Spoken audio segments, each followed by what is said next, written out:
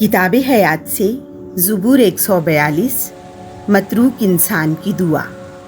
मिस्कील अज़ दाऊद जब वो गार में था।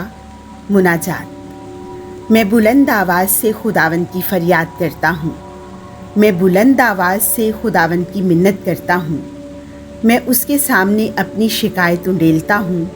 मैं उसके सामने अपनी मुसीबत बयान करता हूँ।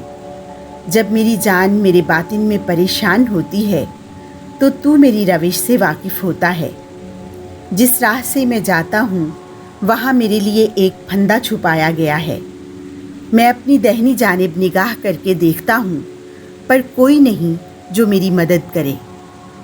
मेरे लिए कोई जाए पनाह नहीं रही, कोई नहीं जो मेरी ज़िंदगी का ख्याल करे। ऐ खुदावन, मैं तुझसे फ़रियाद करता हूँ। ऐ खुदावन, मैं तुझी से फ़रियाद करता हूँ। मैं कहता हूँ कि तू मेरी जाए पनाह है और अर्ज़े ज़िंदगान में मेरा बखरा। मेरी फ़रियाद की तरफ मुतवज्जा हो क्योंकि मैं निहायत पस्त हो गया हूँ।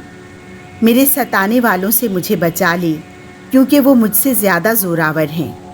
मुझे क़ैद से बाहर निकाल दे ताकि मैं तेरे नाम का शुक्र अदा करूँ।